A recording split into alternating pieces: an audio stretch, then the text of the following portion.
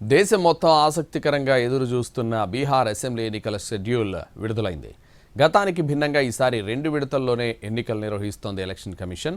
మొదటి దశలో సెంట్రల్ బీహార్లో, రెండో దశలో బోర్డర్ ప్రాంతాల్లో ఎన్నికలు జరగనున్నాయి.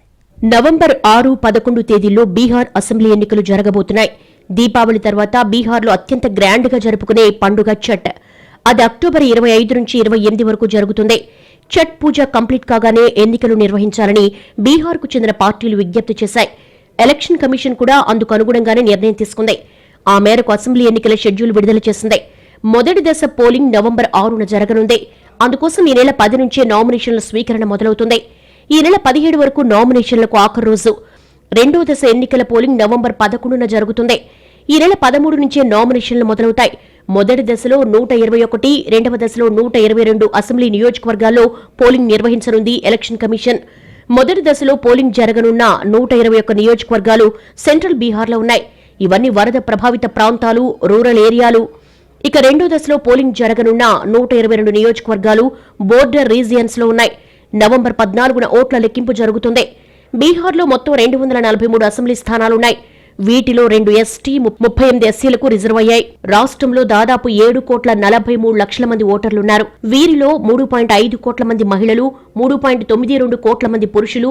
వీరిలో ఫస్ట్ టైం ఓటర్లు 14 లక్షల మంది ఉన్నారు. మొత్తం 90,712 పోలింగ్ కేంద్రాలు ఏర్పాటు చేశారు.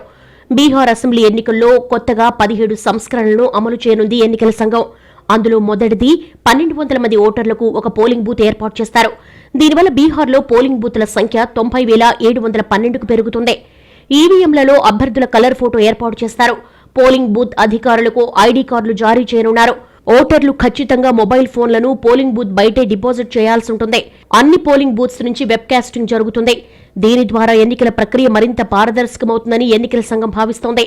ఈవీఎంలలో పొందుపరిచే బ్యాలెట్ పేపర్లలో అభ్యర్థుల కలర్ ఫోటోలు పెట్టబోతున్నట్టుగా చెప్పారు. దీని ద్వారా అభ్యర్థులను ఓటర్లు తేలిగ్గా గుర్తుపట్టేందుకు వీలుంటుంది.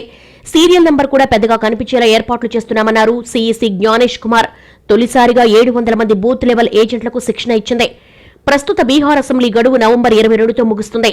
ఆ గడువులోగా కొత్త ప్రభుత్వం కొలువు తీరాల్సి ఉంటుంది. ఆలోపే ఎన్నికల ప్రక్రియ ముగించాలని ఈసీ భావించింది. అందుకే నవంబర్ 16 కల్లా ఎన్నికలు కంప్లీట్ చేస్తామని స్పష్టం చేసింది.